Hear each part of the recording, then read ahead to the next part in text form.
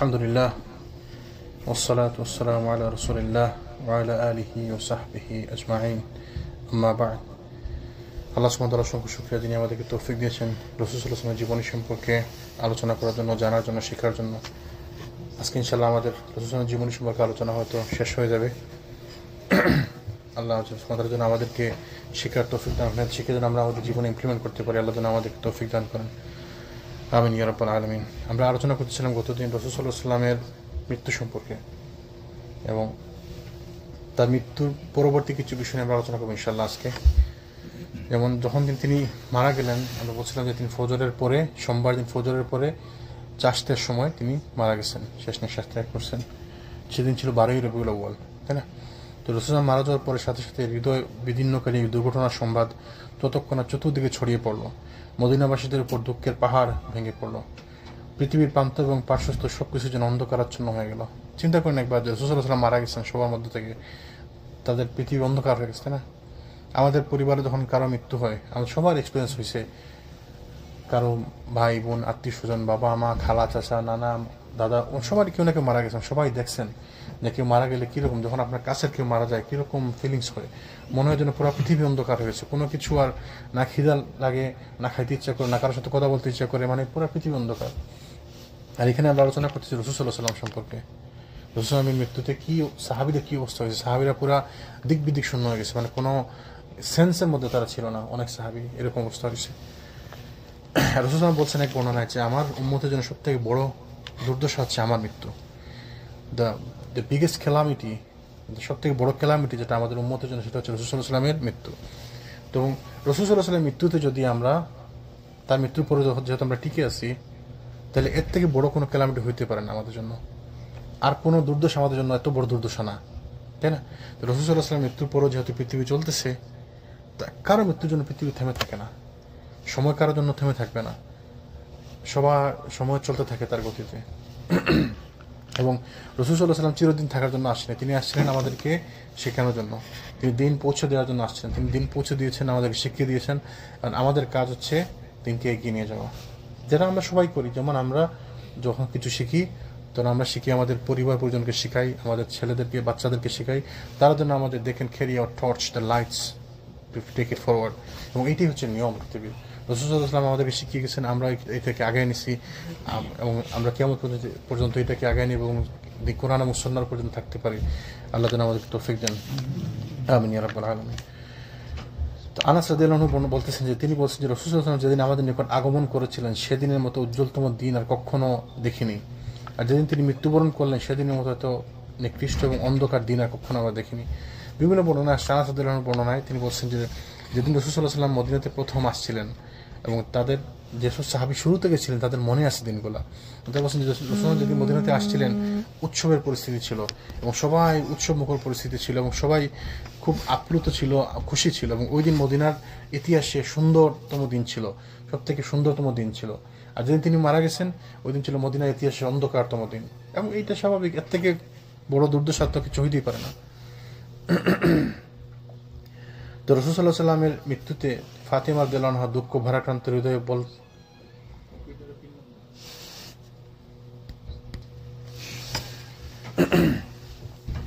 রাসূল সাল্লাল্লাহু আলাইহি মৃত্যুতে ফাতিমা রাদিয়াল্লাহু আনহা দুঃখ ভারাক্রান্ত হৃদয়ে বললেন, ইয়া আবাতাহু আজ আজাবা রাব্বান দাআহু, হে আব্বাজান, আপনি যিনি আল্লাহর আহ্বানে সাড়া দিয়েছেন। ইয়া আবাতাহু মান জান্নাতুল ফিরদাউসি মাওয়াহু, হে আব্বাজান, যার ঠিকানা জান্নাতুল ফিরদাউস। মানে কষ্ট করে বলছেন যে আমার আব্বা মারা গেছেন, তার ঠিকানা জান্নাতুল ফিরদাউস। আল্লাহ সুবহানাহু ওয়া তাআলা রাসূলকে জান্নাতে সর্বোচ্চ মাকাম দান করেন। আমরা সবসময় দোয়াটা করি, তাই না? যে আল্লাহ সুবহানাহু ওয়া তাআলা তাকে জান্নাতে সর্বোচ্চ মাকাম দান করেন, সুউচ্চ মর্যাদা দান করেন। আজানের পরে আমরা দোয়াটা করি আমরা, তাই না?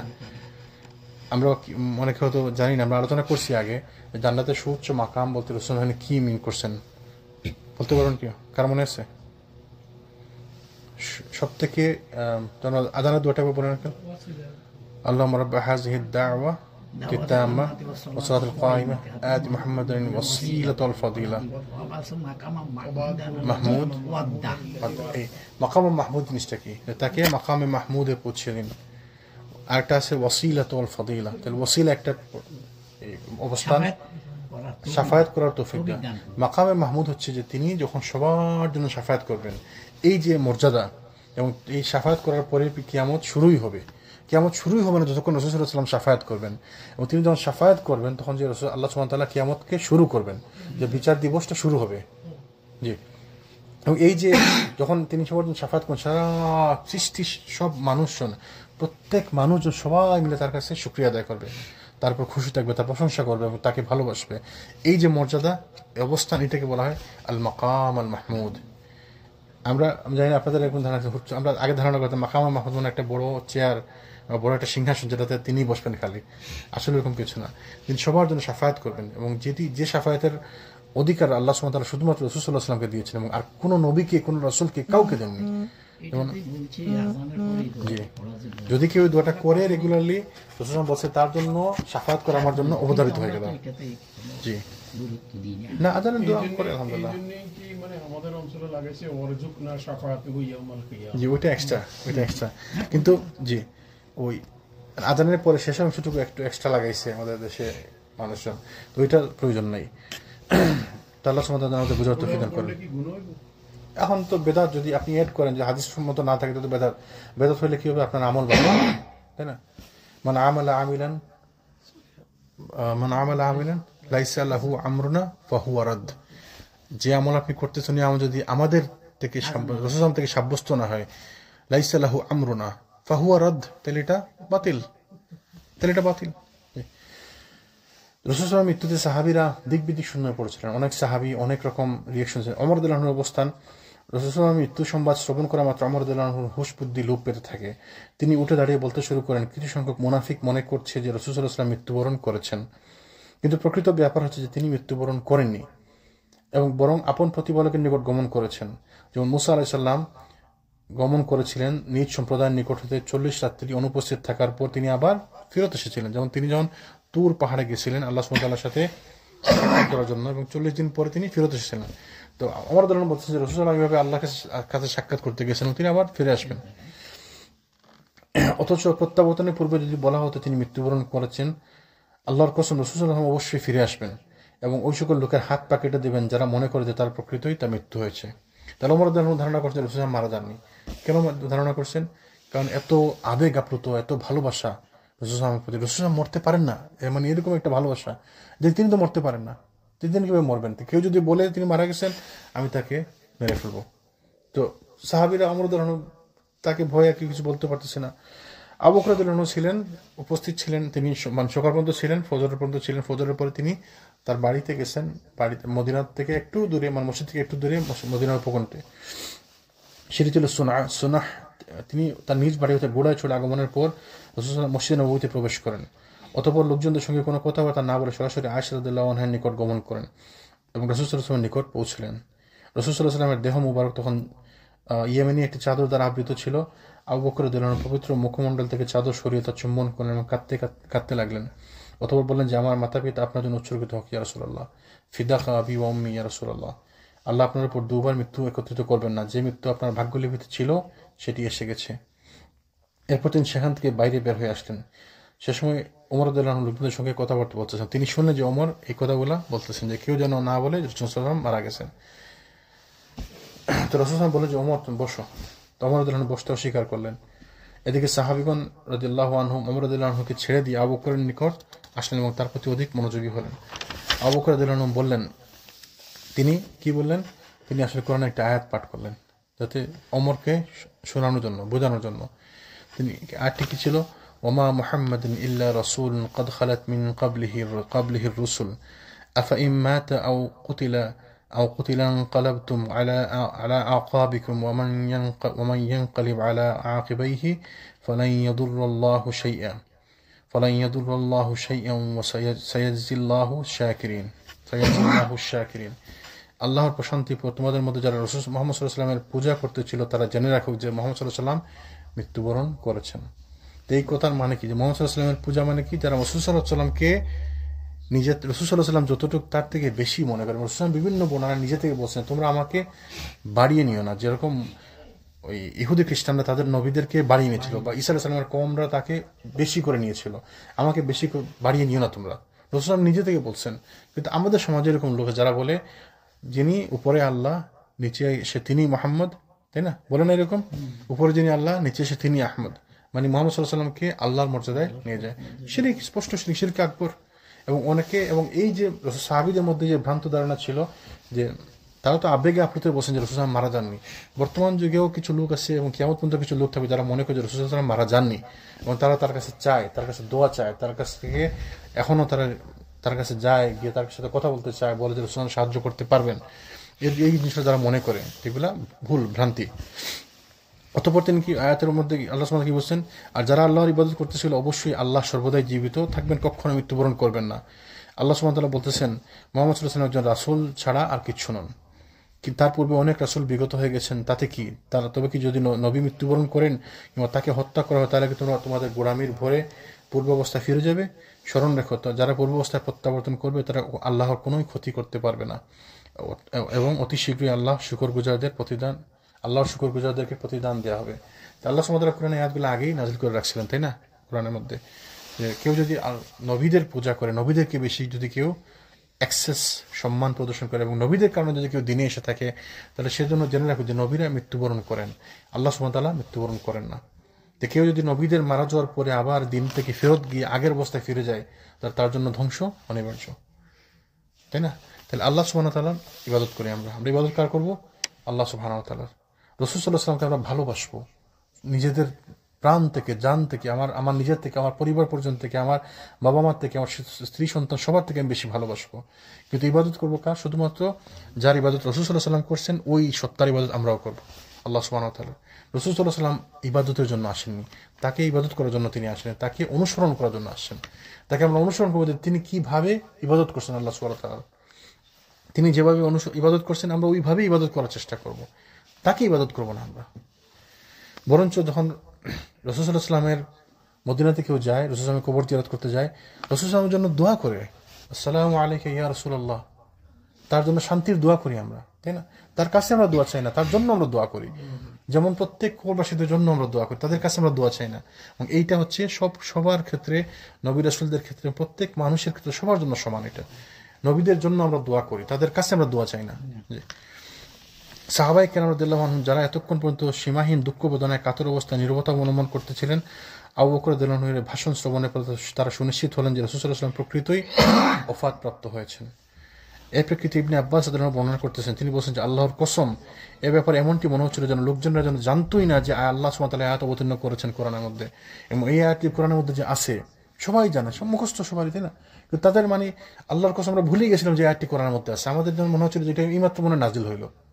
দেখেন, মানে ওই যে যখন মানুষের দিক বিদিক জ্ঞান লোপ পায়, মানুষের মাথায় থাকে না, জ্ঞানের মধ্যে থাকে না, সবসময় সব কথা মাথায় আসে না, এই হাদিসটা আয়াতটা কিন্তু সবাই জানতো, কিন্তু সাহাবীরা কি বলছেন আমরা ভুলে গেছিলাম, আমাদের মনে হচ্ছে যে আয়াতটা মাত্র এখনই নাজিল হলো।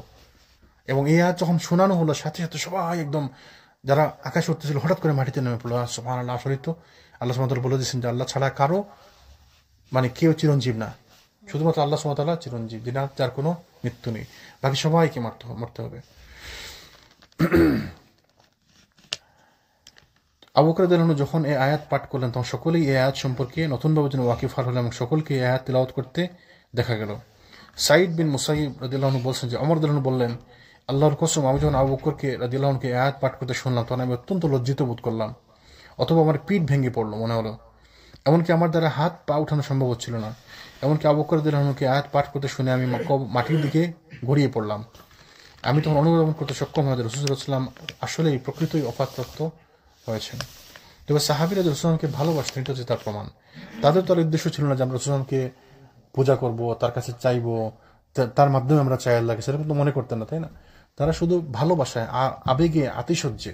কারণ আমাদের বর্তমান সমাজে আমরা দেখি অনেক আমাদের বড় বড় আলেম ওলামা যখন কেউ মারা যায় আমরা বিশ্বাস করতে পারি না।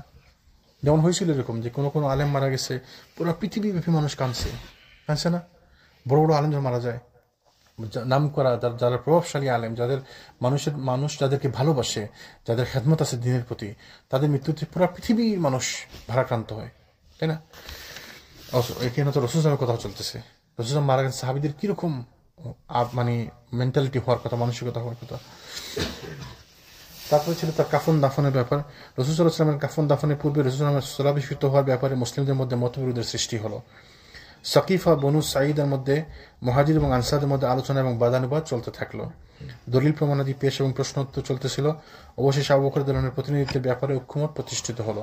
মানে অনেকে চাইছিল অনেক খলিফা হবে, পরবর্তীতে যখন একজন সাহাবী বললেন যে রাসূল সাল্লাল্লাহু আলাইহি ওয়াসাল্লাম বলছেন যে নেতৃত্ব আসবে কুরাইশদের মধ্য থেকে, যখন এই কথা বললেন তখন ওমর রাদিয়াল্লাহু আনহু আবু বকর রাদিয়াল্লাহু আনহুর হাতে বায়াত করে বললেন যে আবু বকর রাদিয়াল্লাহু আনহু, ইয়া আবু বকর, আপনি হাত আগায় দেন, আপনার হাতে আমরা বায়াত করলাম, আজকে থেকে আপনি আমাদের নেতা, খলিফা। সাথে সাথে সবাই তার হাতে বায়াত করা শুরু করলো এবং আবু বকর রাদিয়াল্লাহু আনহু খলিফা বলে সাব্যস্ত হলেন। এবং এই সমস্ত কারণে অনেক দেরি হয়ে যায়। তারা চাচ্ছেন যে রাসূল সাল্লাল্লাহু আলাইহি ওয়াসাল্লামকে কাফন দাফন করার পূর্বেই যেন খলিফা নির্বাচিত হয়ে যায়, এবং এই সমস্ত কারণে দেরি হয়ে যায়। 2 দিন 3 দিন দেরি হয়ে গেল। তো বুধবার পর্যন্ত রাসূল সাল্লাল্লাহু আলাইহি ওয়াসাল্লামের দেহ তার ঘরেই ছিল এবং তাকে বুধবার দিনে বা রাতে কোনো এক সময় তাকে দাফন করা হয়, কবরস্থ করা হয়। মঙ্গলবার দিনে রাসূল সাল্লাল্লাহু আলাইহি ওয়াসাল্লামকে কাপড় সহ গোসল দেওয়া হলো। গোসল দেওয়ার কাজে অংশগ্রহণ করলেন আব্বাস, আলী, আব্বাসের পুত্র ফজল এবং কুসাম রাদিয়াল্লাহু আনহু। রাসূল সাল্লাল্লাহু আলাইহি ওয়াসাল্লামের আজাদকৃত একজন দাস ছিল শুকরান, এবং ওসামা বিন যায়েদ এবং আউস বিন খাউলি, এবং এই সমস্ত লোকেরা মিলে রাসূল সাল্লাল্লাহু আলাইহি ওয়াসাল্লামকে এই গোসল করান। আব্বাস, ফজল এবং কুসাম রাদিয়াল্লাহু আনহুম রাসূল সাল্লাল্লাহু আলাইহি ওয়াসাল্লামকে পাশ পরিবর্তন করে দিচ্ছিলেন। ওসামা এবং শুকরান পানি ঢেলে দিচ্ছিলেন, আলী রাদিয়াল্লাহু আনহু ধৌত করতেছিলেন, এবং আউস নবী করিম সাল্লাল্লাহু আলাইহি ওয়াসাল্লামের দেহ মোবারককে আপন বুকের উপর ভর করে নিয়ে ধরে রেখেছিলেন। মানে কয়েকজন মিলে রাসূল সাল্লাল্লাহু আলাইহি ওয়াসাল্লামকে গোসল করাচ্ছিলেন। রাসূল সাল্লাল্লাহু আলাইহি ওয়াসাল্লামকে 3 বার কুল পাতার মিশ্রিত পানি দ্বারা গোসল দেওয়া হয়। কুল পাতা মানে বরই পাতা আর কি, বরই পাতা মিশ্রিত পানি দ্বারা গোসল দেওয়া হয়। তো কুবায় অবস্থিত সাদ বিন খাইসামা গারস নামক কূপের পানি দিয়ে তাকে গোসল দেওয়া হয়। রাসূল সাল্লাল্লাহু আলাইহি ওয়াসাল্লাম কূপের পানি পান করতেন, তিনি পানি পছন্দ করতেন, তাই কূপের পানি এনে তাকে গোসল করানো হয়। গোসলের পর 3টি সাদা ইয়েমেনি সাহুলিয়া চাদর দ্বারা তাকে কাফনের ব্যবস্থা করা হলো। এ সময়ের মধ্যে কোনো জামা বা পাগড়ি ছিল না। আমরা আলোচনা করছি এগুলা কিভাবে গোসল করাইতে হবে, কিভাবে কাফন পরাইতে হবে, কিভাবে কয়টা বাঁধন দিতে হবে। জি জি জি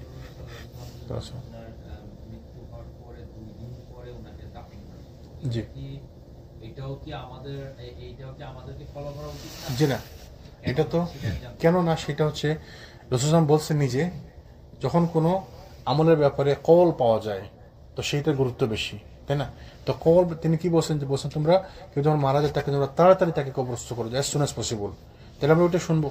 আর রাসূল সাল্লাল্লাহু আলাইহি ওয়াসাল্লাম মৃত্যুর পর দেরি করা হয়েছে সেটা পরিস্থিতির কারণে। লোকজনের মধ্যে হঠাৎ করে একটা বিশৃঙ্খলা তৈরি হয়ে গেছে, রাসূল মারা গেছেন, ইয়া রাসূলুল্লাহ, রাসূল মারা গেছে, আস্তাগফিরুল্লাহ, সুবহানাল্লাহ, এই বুঝতে তো কয়েক ঘন্টা সময় চলে গেছে। রাসূল মারা গেছে, আসলে মারা গেছে, মানে এই জিনিসটা মানে তাদের হজম করতে তো সময় লাগছে। তারপরে হচ্ছে কি ওই নেতা নির্বাচনের ব্যাপার, এটা করতে পরের দিন আবার তারা মিটিং এ বসছে, আনসাররা মিটিং এ বসছে, তারা চাচ্ছে উবাদা ইবনে সামিত রাদিয়াল্লাহু আনহুকে নেতা বানাবে, ওই কুরাইশরা চাচ্ছে ইয়েকে বানাবে, আবু উবাইদা আমির ইবনে জাররাহকে বানাবে। আবার কেউ কেউ বলতেছে আবু বকর রাদিয়াল্লাহু আনহু নেতা হবেন, আবার কেউ কেউ বলছে ওমর রাদিয়াল্লাহু আনহু নেতা হবেন, আবু বকর বলছেন ওমর হবেন, ওমর বলছেন আবু বকর হবেন। এই যে বাদানুবাদ একটা মানে বিশৃঙ্খলা তৈরি হলো না। আবার নেতা নির্বাচন করার পূর্বে তারা চাচ্ছেন রাসূলকে কবরস্থ করতে। এই সমস্ত কারণে আর রাসূল সাল্লাল্লাহু আলাইহি ওয়াসাল্লাম তাদের মধ্যে সবথেকে major person, right, the most influential এবং মেজর পারসন।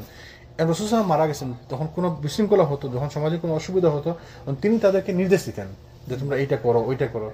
এবং যিনি নির্দেশ দিতেন তিনি মারা গেছেন, যিনি আইন তৈরি করতেন তিনি মারা গেছেন, যিনি আইন প্রণেতা ছিলেন তিনি মারা গেছেন। তাহলে এখন নতুন করে বুঝতে হবে তাদেরকে কীভাবে করা যায়। এই সমস্ত কারণে ডিলে হয়েছে। এই ডিলেটা আমরা যে ফলো করবো এটা আমাদের জন্য না, রাসূল সাল্লাল্লাহু আলাইহি ওয়াসাল্লামের কিছু আমল ছিল খাস তার জন্য, তাই না? এবং তিনি রাতের নামাজ পড়তেন ওয়াজিব ফরজ মনে করে কিয়ামুল লাইল করতেন, আমাদের জন্য এটা জরুরি না। তিনি বিয়ে করছেন 11টা, আমাদের জন্য কয়টা? ম্যাক্সিমাম 4টা। রাসূল সাল্লাল্লাহু আলাইহি ওয়াসাল্লাম সাওমে বিশাল রাখতেন, একটা না 3 দিন 4 দিন 5 দিন রোজা রাখতেন, একটা না মানে কোনো ইফতার ছাড়া কোনো সহর ছাড়া। আমাদের জন্য এটা নিষেধ তিনি না করছেন, আমাদেরকে তোমরা এটা করবা না, আমাদেরকে না করে গেছেন, আমাদেরকে ইফতার করতে হবে, সহর করতে হবে, তাই না? তার জন্য এটা ছিল না। তো অনেকগুলো ব্যাপার ছিল যে তার জন্য খাস, যদি না তিনি বলে যান যে এটা তোমাদের জন্য তোমরা এটা করবা, আদারওয়াইজ তার জন্য কিছু খাস ব্যাপার থাকে। জাযাকাল্লাহ খায়র প্রশ্নের জন্য। তো রাসূল সাল্লাল্লাহু আলাইহি ওয়াসাল্লামের অন্তিম আরামগাহ বা শান্তিসুদ্ধ সম্পর্কে সাহাবীগণকে এর মধ্যে মতানৈক্যের সৃষ্টি হয়েছিল। কিন্তু যখন মতানৈক্য সৃষ্টি হয় তা আল্লাহ সুবহানাহু ওয়া তাআলা কি বলছে কোরআনের মধ্যে, আতিউল্লাহ আতিউর রাসূল ওয়া উলিল আমরি মিনকুম ফাইন তানাযাতুকুম শাইউন ফারুদ্দুহু ইলাল্লাহি ওয়া রাসূলিহি। যখনই মতানৈক্য তৈরি হবে তোমরা ফারুদ্দুহু ইলাল্লাহি ওয়া রাসূলিহি, তোমরা আল্লাহ এবং রাসূলের দিকে ফিরে যাও। ওই যে নেতা নির্বাচনের সময় মতানৈক্য হয়েছে, তখন কুরাইশ হবে না আনসার হবে, কুরাইশ হবে না আনসার হবে, এ হবে না ও হবে। সাথে সাথে একজন বলছেন, রাসূল সাল্লাল্লাহু আলাইহি বলছেন একবার যে নেতা হবে কুরাইশদের মধ্য থেকে, বাস তাইলে আনসারদের ঝামেলা শেষ। আনসার আর এই তর্কাতর্কির মধ্যে নাই, কারণ রাসূল সাল্লাল্লাহু আলাইহি বলছেন নেতা হবেন কুরাইশদের মধ্য থেকে, তাহলে মারামারি শেষ হয়ে গেল, তাই না? আবার দেখেন এখানে যখন তার কবর কোন জায়গায় দেওয়া হবে এটা নিয়ে কথাবার্তা চলতেছিল, এখানে ওইখানে বাকিতে ওইখানে সেইখানে। হঠাৎ করে সাহাবী যে রাসূল সাল্লাল্লাহু আলাইহি বলছেন যে আম্বিয়াদের কবর হয় যেখানে তারা মারা গেছেন ওইখানে, সাথে সাথে সব বাদানুবাদ শেষ। আমরা কেন এটা পারি না? আমাদের জন্য এটা বড় কঠিন হয়ে যায়। কেউ এসে বললো এটা হচ্ছে সুন্নত, কেউ এসে বললো ওইটা হচ্ছে সুন্নত, কেউ এসে বললো ওইটা হচ্ছে সুন্নত। আমরা আমাদের উচিত কি তাইলে আল্লাহ রাসূল সাল্লাল্লাহু আলাইহি সুন্নতকে আমাদেরকে খোঁজা, তাই না? যখন আমরা কোনো হাদিস পাবো, কোরআন হাদিস থেকে আমরা রেফারেন্স পাবো, ওইটাকে সবাই মাথা ব্যথা নেওয়া উচিত আমাদের। আমরা পারি না এটা, আমরা করি না এটা। পারি না বলা ঠিক না, আমরা পারবো না কেন, আমরা পারি, তাই না? কিন্তু করি না আমরা। আল্লাহ যেন আমাদেরকে বোঝার তৌফিক দান করেন। যে আবু বকর রাদিয়াল্লাহু আনহু বললেন যে আমি রাসূল সাল্লাল্লাহু আলাইহি ওয়াসাল্লামকে বলতে শুনেছি যে কোনো নবীকে পৃথিবী থেকে ওঠানো হয়নি বা মৃত্যুবরণ করেনি তাকে সেই স্থানে দাফন করা ব্যতীত যেখানে তার মৃত্যু হয়েছে। তো যেখানে যে নবীর মৃত্যু হয়েছে তাকে দাফন ওইখানে করা হয়েছে, তাই না? এই মীমাংসার পর রাসূল সাল্লাল্লাহু আলাইহি ওয়াসাল্লাম যে বিছানায় মৃত্যুবরণ করেছিলেন আবু তালহা রাদিয়াল্লাহু আনহু তা উঠিয়ে দিলেন এবং অতঃপর তার নিচে বগলি কবর খনন করা হলো। বগলি কবর মানে কি কেউ জানেন? জি জি, দুই ধরনের কবর আছে। কি কি নাম বলেন? সন্দুক কবর বাংলাতে বলি, যদি আরবিতে বলি তার লাহাদ আর শাক, তাই না? তো দুই ধরনের। একটা হচ্ছে যে আপনি যদি যেমন ধরেন এক্সাম্পল, এটা হচ্ছে কবরের ওয়াল, তো ওয়ালের মধ্যে একটা ট্রেঞ্চ করে যে ভিতরের মধ্যে এরকম একটা খুব করে দিবেন এবং লাশকে এইখানে ঢুকিয়ে দিবেন, ডান কাত করে এখানে ঢুকিয়ে দিবেন, তাই না? তাহলে ধরেন এটা হচ্ছে লাশের মাথা, এটা হচ্ছে পা, তো এমনি রেখে থাকি এমনি ঢুকিয়ে দিবেন এটার মধ্যে, তাই না? এটা হচ্ছে বগলি কবর বা লাহাদ। তো এইটা হয় যদি মাটি শক্ত হয়, তাই না? আর আমাদের দেশে কোনটা করা হয়? শাক মানে কি আপনি লাশকে এইভাবে রাখলেন, মাটিতে ডানকাত করে রাখলেন। ডানকাত তো আমরা করি না, আমাদের সমাজ এগুলো নাই সিস্টেম। আমরা করি কি এমনি রাইখা মাথাটাকে একটু কাত করে দিই, তো মাথা থাকে এমনি আর বডি থাকে এমনি। অথবা এখন অনেকে প্র্যাকটিস করে হালকা পিঠে নিচে দুটো পাথর দিয়ে দিলে এমনি হালকা এরকম। কিন্তু উচিত কি নামাজে যেরকম পুরা দাঁড়ায় কেবলামুখে, ঠিক এইভাবে পুরা কেবলামুখে থাকতে হবে। আস্তে আস্তে ঠিক হচ্ছে, ইনশাল্লাহ হবে। মানুষ বুঝতেছে আস্তে আস্তে, হয়তো কয়েক বছরের মধ্যে এটা পুরোপুরি ঠিক হয়ে যাবে ইনশাল্লাহ। আর সন্দুকের কবর কোনটা? যে লাশকে রাখা হবে এখানে, তারপরে উপরে একটু তাকের মতো করে দেওয়া হয়, যেমন আমরা সিঁড়ির তাক করি না?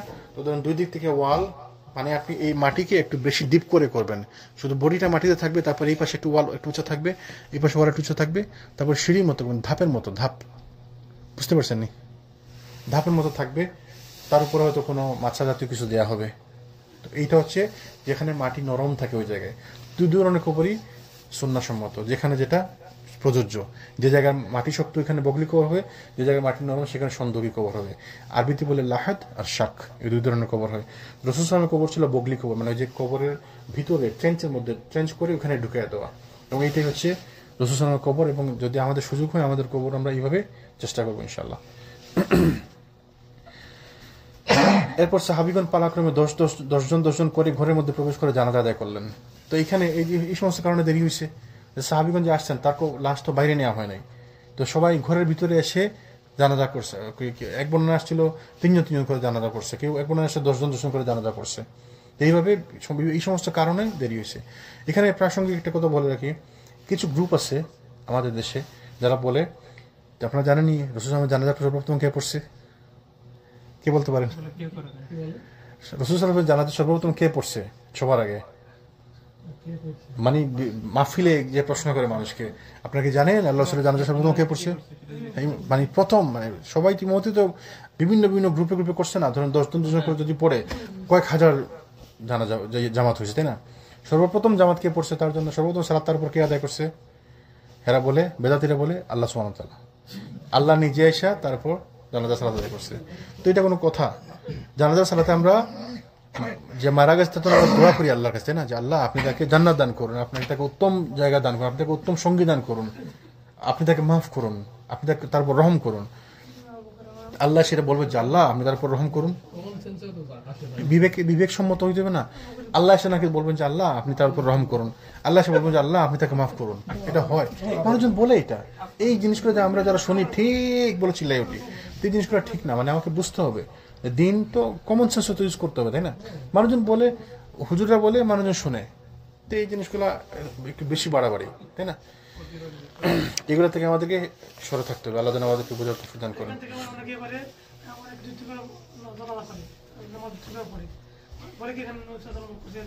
না 2-3 বার না, মানে 2-3 বার পড়া যায়, কিন্তু একজন একবার পড়বে। ধরেন এক্সাম্পল, আমাদের আপনি একটা মসজিদে গেছেন জানাজা সালাতে, তো মসজিদে সালাত হয়েছে, আপনার সবাই জানাজা সালাত আদায় করছেন, আলহামদুলিল্লাহ সবাই করছি, আলহামদুলিল্লাহ গুড। হয়তো দেখা গেলো কবরে যাওয়ার পরে আর 10 জন 20 জন নতুন লোক আছে যারা জানাজা সালাতে অংশগ্রহণ করতে পারেনি, তারাও এখানে মিলে জানাজা সালাত করতে পারে, আদায় করতে পারে, তো আমরা আবার শরীক হবো না, কারণ আমরা তো একবার পড়ছি, তাই না? তো এই জন্য একজন লোকের মাল্টিপল টাইম সালাত আদায় হইতে পারে, তার উপর যারা একবার পড়তে তারা আবার পড়বে না। জি। তো নির্ধারিত কোনো ইমামের ব্যবস্থা ছিল না। রাসূল সাল্লাল্লাহু আলাইহি ওয়াসাল্লাম সর্বপ্রথম রাসূলের পরিবার বনু হাশিমের লোকজনরা সালাত আদায় করেন, এরপর ক্রমান্বয়ে মুহাজির এবং আনসারগণ জানাজার সালাত আদায় করেন, অতঃপর ক্রমান্বয়ে অন্যান্য পুরুষ, মহিলা এবং শিশুগণ সালাত আদায় করেন। তাহলে বোঝা গেল মহিলারা সালাত আদায় করতে পারে, তাই না? অবশ্যই পারবে। ফরজ সালাত যদি অংশগ্রহণ করতে পারে, জানাজার সালাতে অংশগ্রহণ করতে পারবে না? অবশ্যই পারবে।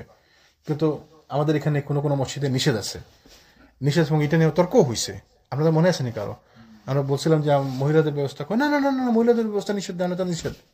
কে বলো মহিলার নাম পড়তে পারবে না বড় মসজিদে? তারপরে বলা হলো যে তাহলে মক্কা মদিনাতে পড়ে, খুব দূর ভাই, আপনারা সবকিছুতে এগুলো আন্তাজি কথা বলতে পারেন, মক্কা মদিনাতে পড়ে সেখানে এটা ভিন্ন ব্যাপার, পড়া যাবে না, এটা নিয়ম নেই, আমাদের মসজিদ ব্যবস্থা নাই। মহিলা পড়তে পারবে, মহিলারা নিচে দাঁড়ায় বসে থাকবে, জানাজা সালাত পরে ওই লাশ যখন নিয়ে যাবে তখন তারা বের হয়ে যাবে। বলছে আমাদেরকে, আমাদের সাথে তর্কাতর্কি হয়েছে, তাই না? তো রাসূল সাল্লাল্লাহু আলাইহি ওয়াসাল্লামের সময় পড়া হয়েছে, আপনি না করার কি? আপনার তো সাহস হয়ে করতে, আপনি না পড়া। আপনি বলতে পারেন যে আমাদের এখানে ব্যবস্থা নাই, আমাদের এখানে আলাদা মহিলাদের ব্যবস্থা নাই, পর্দার ব্যবস্থা নাই, আপনি বলতে পারেন এটা, কিন্তু না না না পড়া যাবে না, এটা ঠিক না, এটা অন্যায়। মানে আপনি অন্যায় করার, রাসূল সাল্লাল্লাহু আলাইহি ওয়াসাল্লাম যেটাকে ন্যায় করে গেছে, আপনি অন্যায় করার কে? সুবহানাল্লাহ। তো জানাজা সালাত আদায় করতে করতে পুরো মঙ্গলবার দিবস পুরোটাই অতিবাহিত হয়ে যায়, কারণ যে 10 জন 10 জন করে আসছে, সারাদিনই সালাত পড়া হয়েছে। মঙ্গলবার দিন অতিবাহিত হওয়ার পর বুধবারের দিনে বা রাত্রে রাসূল সাল্লাল্লাহু আলাইহি ওয়াসাল্লামের দেহ মুবারককে সমাহিত করা হয়। আয়েশা রাদিয়াল্লাহু আনহা বলছেন যে পুরো দিবসটা সালাতে জানাজা চলার কারণে রাসূল সাল্লাল্লাহু আলাইহি ওয়াসাল্লামের দাফন সম্পর্কে আমাদের জানা ছিল না। এভাবে সময় অতিবাহিত হতে থাকার পর বুধবার রাতের মধ্যভাগে দাফন কাফনের শব্দ কর্ণগোচর হয়ে কানে আসে, এবং এইভাবে রাসূল সাল্লাল্লাহু আলাইহি ওয়াসাল্লামকে দাফন করা হয় তার ঘরের মধ্যে। এখন আমরা যে যাই, রাসূল সাল্লাল্লাহু আলাইহি ওয়াসাল্লামকে কবর যেটা আছে, যেখানে এই রিয়াদুল জান্নাত থেকে বের হওয়ার পরে আমরা বাম দিকে বের হলে রাসূল সাল্লাল্লাহু আলাইহি ওয়াসাল্লামের কবরটা হাতের বামে পড়ে, তাই না? ওইটা ছিল রসুলের ঘর, এইটাই ঘর ছিল তার। এবং রিয়াদুল জান্নাতের ওইটা ছিল তার অরিজিনাল মসজিদ। ওই মসজিদের এবং তার ঘরের মাঝখানে ওয়াল ছিল, তিনি ওয়াল দরজা ছিল, এবং এই দিকে তিনি এসে ঢুকতেন মসজিদে। এইটাই তার ঘর, এই জন্য এখান থেকে তাকে সরানো হয়নি, এবং মসজিদটাকেও আর ওইদিকে এক্সপান্ড না করে বাকি সব দিকে এক্সপান্ড করা হয়েছে, শুধুমাত্র ওই দিকটা ছাড়া। ডান এক্সপান্ড করা হয়েছে, পিছনে এক্সপান্ড করা হয়েছে, ওই জায়গাটাকে বাদ দিয়ে পিছনে বাম দিকে এক্সপান্ড করা হয়েছে। তো কেউ যদি বলে, অনেকে বলে যে রাসূলের কবর তো মসজিদের মধ্যে, তাহলে আমাদের কবর থাকলে অসুবিধা কি? না, রাসূলের কবর মসজিদের মধ্যে না, রাসূলের কবর মসজিদের বাইরে। এখন আপনার দেখে মনে হয় যেন যেহেতু মসজিদের বাইরে চতুর্দিকে বাউন্ডারি আছে, আপনার মনে হতে পারে যে মসজিদের মধ্যে, এটা মসজিদের মধ্যে না। অরিজিনালি কবরটা এখানে ছিল, এবং মসজিদটাও ভিন্ন ছিল, এবং এখনো ওই রকম আছে, শুধু কবরের সাথে তার ঘরের সাথে ওয়ালটা আর মসজিদের ওয়াল কমন ওয়াল, তাই না? তারপরেও তো ওইখানে সবসময় সালাত আদায় হয় না, ওটা হচ্ছে স্পেশাল জায়গা, মানুষজন স্পেশালি যায় ওখানে ওপেন মন করে করে গিয়ে না সালাত আদায় করে, তাই না? ইনশাআল্লাহ আমরা এই ছিল আমাদের রাসূল সাল্লাল্লাহু আলাইহি ওয়াসাল্লামের জীবনী সম্পর্কে আলোচনা। এই পর্যন্ত আমরা যতটুকু আমাদের সাধ্যে কুলাইছে আমরা আলোচনা করছি, যতটুকু আমরা জানছি পাইছি আমরা আলোচনা করছি। আমরা যখন কিয়ামতের দিন রাসূল সাল্লাল্লাহু আলাইহি ওয়াসাল্লামের সাথে দেখা হবে, আল্লাহ যেন আমাদেরকে তার সাথে দেখা করার তৌফিক দান করেন। কিয়ামতের দিন আমরা সবাই তার সাথে থাকতে পারি, তার সাথে মিলিত হতে পারি, মোলাকাত করতে পারি, তার কাছে থেকে আমরা শুনবো ইনশাআল্লাহ।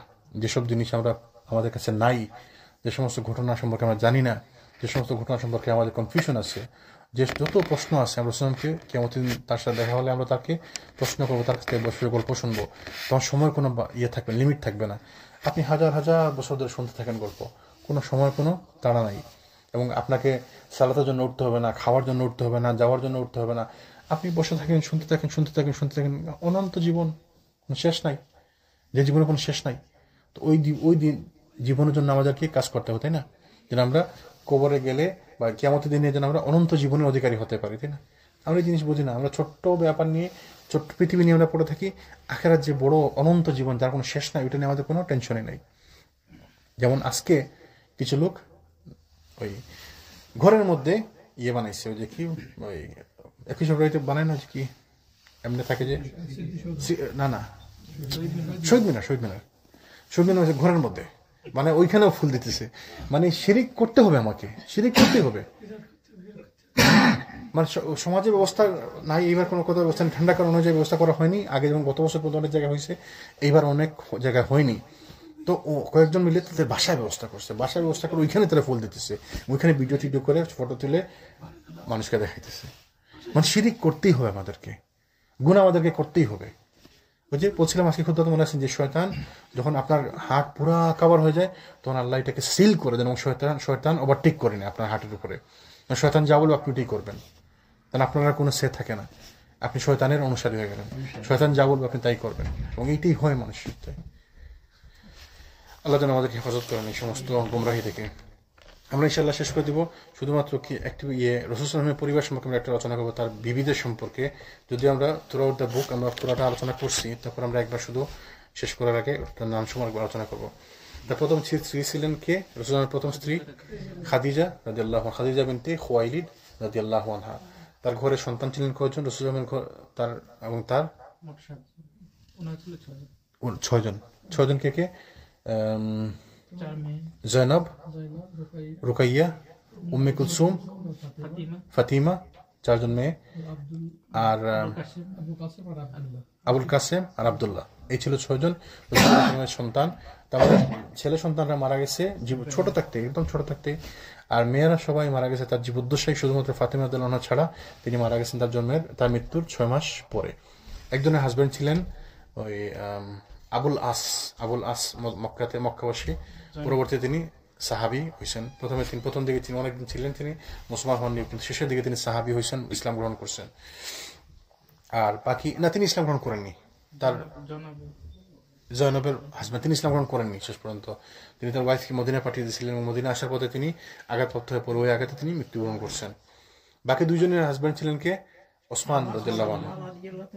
জি না, ওইটা বলতেছি না, আমরা খাদিজার কথা বলতেছি, খাদিজার ঘরের সন্তানদের কথা বলতেছি। আর 2 মেয়ের হাজবেন্ড ছিলেন কি? ওসমান রাদিয়াল্লাহু আনহু। আর আরেক মেয়ের হাজবেন্ড ছিলেন আলী রাদিয়াল্লাহু আনহু, তাই না? আর ছেলে 2জন তো মারা গেছে। আচ্ছা, তারপরে তিনি বিয়ে করেন কাকে? 2 নম্বরে সাউদা বিনতে জামা। খাদিজা রাদিয়াল্লাহু আনহা যখন মারা গেলেন, তখন বাচ্চারা ছোট ছোট, এদেরকে দেখাশোনার জন্য কেউ একজন দরকার, তাই না? তো তিনি একজন বয়স্ক মহিলাকে বিয়ে করলেন। বয়স্ক মহিলা সাউদা বিনতে জামা। বয়স্ক, ইয়াং মহিলা না, মানে কুমারী মহিলা না, বিবাহিত বয়স্ক বিধবা, অনেক বয়স্ক মহিলা সাউদা বিনতে জামা, তাকে বিয়ে করলেন, তাই না? তারপরে তিনি বিয়ে করলেন কাকে? আয়েশা রাদিয়াল্লাহু আনহাকে। আয়েশার সাথে বিয়ে হয় মক্কাতে থাকা অবস্থায়। হিজরতের 1-2 বছর পূর্বে বিয়ে হয়, কিন্তু মদিনাতে আসার পরে তিনি রাসূলের ঘরে আসেন, তাই না? বিয়ে হয়, তার বয়স ছিল অত্যন্ত কম, খুব কম ছিল। কেউ বলছেন 6 বছর, কেউ বলছেন 9 বছর, আল্লাহু আ'লাম, আল্লাহ নোজ বেস্ট। যখন তিনি রাসূলের ঘরে আসেন, এক বর্ণনায় তার বয়স ছিল 9 বছর, তাই না?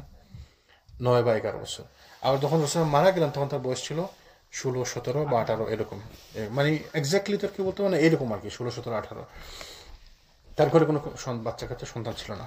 রাসূলের সন্তান আর কারো ঘরে হয়নি, শুধুমাত্র আরেকটি ছেলে সন্তান ছিল, ইব্রাহিম, যে ছিল মারিয়া বিনতে কিবতিয়া। তার একটি মিল্কি ইয়ামিন বা রাইট হ্যান্ড পজেসর যাকে বলে, দাসী ছিল, ওই দাসীর ঘরে। ওই সন্তানটাও মারা গেছে একদম ছোট থাকতে, রাসূলের ছেলে ছোট থাকতে মারা গেছে। তারপর তিনি বিয়ে করেন হাফসা বিনতে ওমর রাদিয়াল্লাহু আনহু। হাফসা বিনতে ওমর রাদিয়াল্লাহু আনহু, তিনি ছিলেন বিধবা। তার স্বামী মারা গেছেন বদর এবং উহুদের মাঝখানে যুদ্ধের সময়, মানে ওই 2 যুদ্ধের মাঝখানে সময় তার স্বামী মারা গেছেন। এবং তিনি মারা যাওয়ার পরে ওমর রাদিয়াল্লাহু আনহু তার মেয়ের জন্য পাত্র খুঁজতেছিলেন। তিনি প্রথমে গেলেন ওসমানের কাছে। ওসমানের বউ মারা গেছেন মাত্র কিছুদিন আগে। ওসমানকে বললেন, ওসমান লোক ভালো লোক হলে সবাই চায় তার মেয়ে ছেলে এদেরকে কাছে বিয়ে দিবে, তাই না? দেখেন ওসমান কিন্তু সমবয়সী, কিন্তু চাচ্ছেন তার মেয়েকে ওসমানের কাছে বিয়ে দিবেন। কেন? কারণ ভালো লোক। তো ওসমান রাদিয়াল্লাহু আনহু বলেন যে না, আমি আসলে আমার ওয়াইফ তো রিসেন্টলি মারা গেছে, তো আমি আসলে এখন আর ওই মেন্টালিটির মধ্যে নাই, এরকম মেন্টালিটির মধ্যে নাই যে আমি বিয়ে করবো। পরে তিনি গেছেন আবু বকরের কাছে। আবু বকর তাকে না করে দিলেন। আবু বকরের কাছে গেছেন আবু বকরের সাথে বিয়ে দিবেন। চিন্তা করেন, বয়সে তার থেকে 12 বছর বড় আবু বকর, তার মেয়েকে বিয়ে দিতে চাচ্ছেন আবু বকরের সাথে। কেন? ভালো মানুষ দেখে, তাই না? আবু বকর না করে দিলেন। আবু বকর না করে দেওয়াতে ওমর রাদিয়াল্লাহু আনহু একটু মনক্ষুণ্ণ হলেন। কিন্তু আবু বকর তো জানতেন যে রাসূল সাল্লাল্লাহু আলাইহি ওয়াসাল্লাম হাফসা রাদিয়াল্লাহু আনহার কথা বলছেন একবার, তাই না? এবং এই জন্য তিনি না করছেন। পরবর্তীতে যখন রাসূল সাল্লাল্লাহু আলাইহি ওয়াসাল্লামের সাথে তার বিবাহ ঠিক হয়, তখন তিনি বুঝতে পারেন যে আবু বকর কেন না করছিলেন। তো যাক, হাফসার সাথে তার বিয়ে ঠিক হয়। বিয়ে হয় রাসূল সাল্লাল্লাহু আলাইহি ওয়াসাল্লামের। হাফসা রাদিয়াল্লাহু আনহা ছিলেন খুবই মানে সিয়াম পালনকারী এবং সালাত আদায়কারী, এবং তার কথা কোরআনের মধ্যে আসছে সাওয়ামা ওয়া কাওয়ামা। তিনি সিয়াম পালন করতেন এবং রাত্রিকালে খুব সালাত আদায় করতেন। একবার যখন কোনো একটি ঘটনার কারণে রাসূল সাল্লাল্লাহু আলাইহি ওয়াসাল্লাম এমন একটি উপক্রম হয়েছিল তাকে তালাক দিয়ে দিবেন, এবং ওমর রাদিয়াল্লাহু আনহু নিজে থেকে বলছেন যে তাকে, ইয়া রাসূলুল্লাহ, তাকে তালাক দিয়ে দিন, আমার মেয়েকে আপনি তালাক দেন। তো আল্লাহ সুবহানাহু ওয়া তাআলা কোরআনে আয়াত নাযিল করে দিলেন যে তাকে তালাক না দেওয়ার জন্য। তো আল্লাহ সুবহানাহু ওয়া তাআলা চাইলেন যে রাসূল সাল্লাল্লাহু আলাইহি ওয়াসাল্লামের ওয়াইফ যেন থাকুক হাফসা রাদিয়াল্লাহু আনহা। তে কত মর্যাদাশীল মহিলা, কত মানে বড় মাপের মহিলা, বরকতপূর্ণ মহিলা, সুবহানাল্লাহ। তারপর তিনি বিয়ে করেন জায়নাব বিনতে খুজাইমা রাদিয়াল্লাহু আনহা। এই মহিলা সম্পর্ক ছিল বনু হিলাল বিন আমর বিন সাহসা গোত্রের সঙ্গে। তিনি মিসকিনদেরকে এত দয়া দাক্ষিণ্য করতেন বা মিসকিনদেরকে এত ভালোবাসতেন, তাকে উম্মুল মাসাকিন বলা হতো। যে তিনি রাসূল সাল্লাল্লাহু আলাইহি ওয়াসাল্লামের জীবদ্দশায় তিনি মারা গেছিলেন, জায়নাব বিনতে খুজাইমা।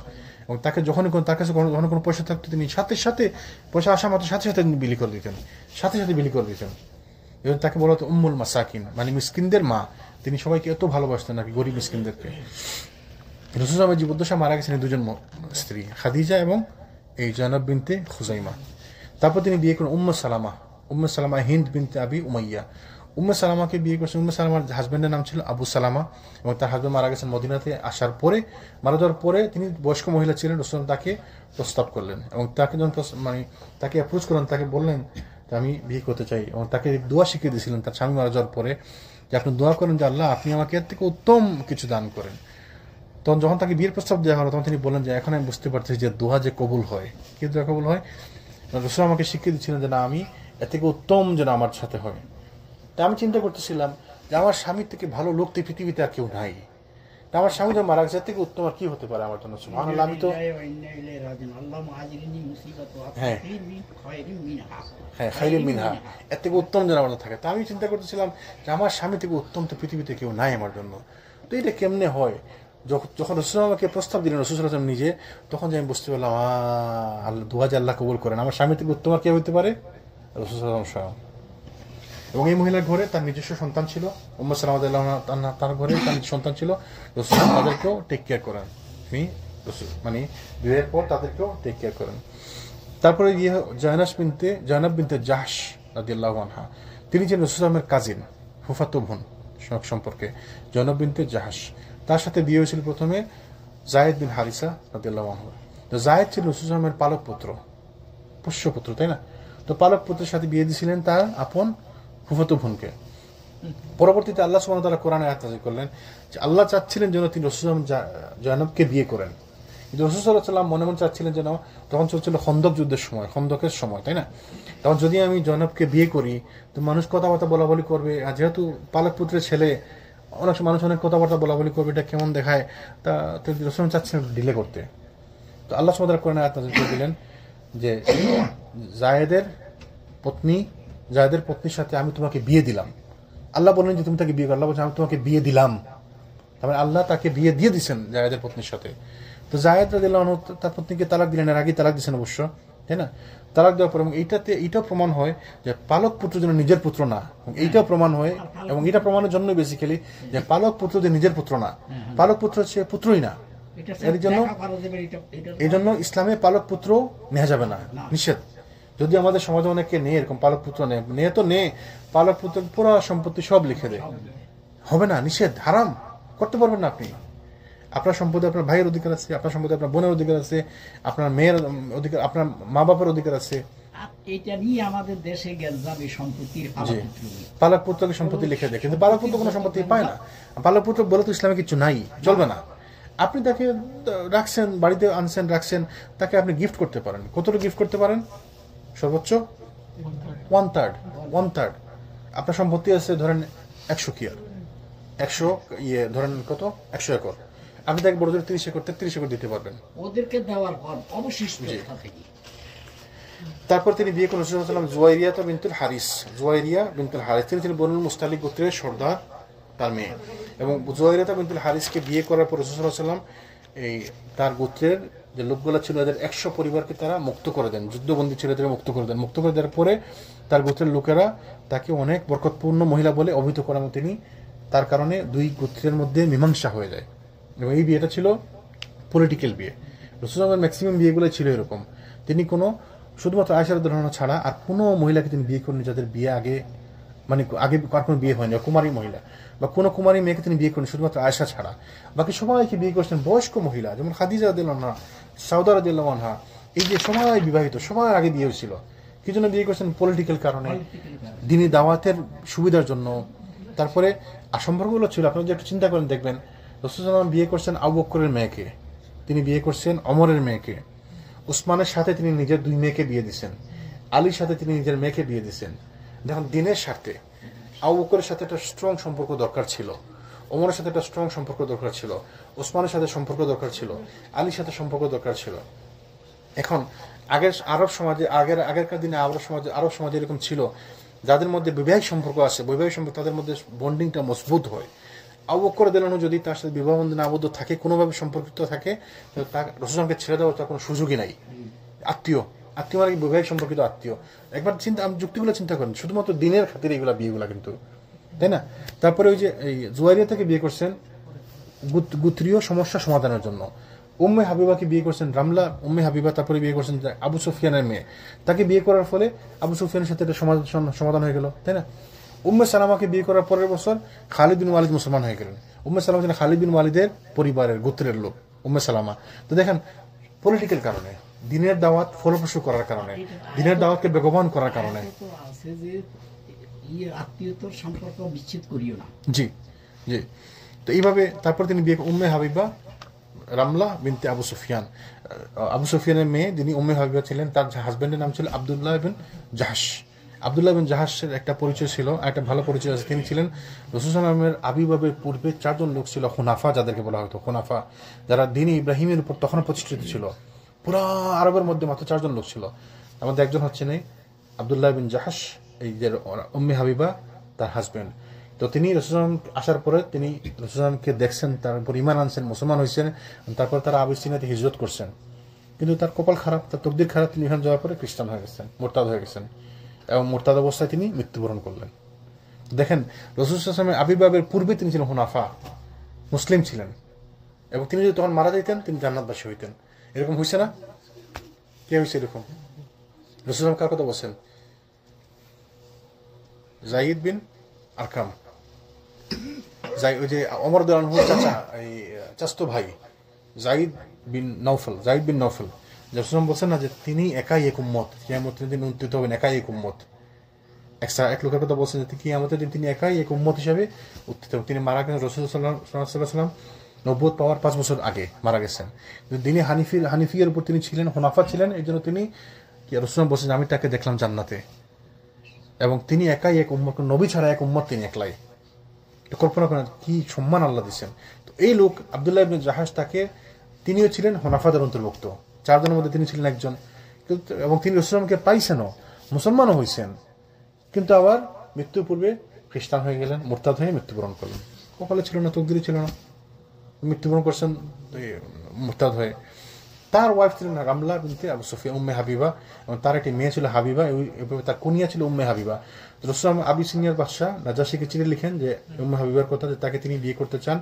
তো ওইখানে আবিসিনিয়ার বাদশা তার রাসূলুল্লাহের বিয়ের মহারণা ওইখানে 1400 দিরহাম তার রাসূলুল্লাহের পক্ষ থেকে তাকে আদায় করেন, এবং বিয়েটা ওইভাবেই হয়ে যায়, ওইখানেই হয়ে যায়। বর্তমানে যেমন আমরা টেলিফোনে বিয়ে হয় না,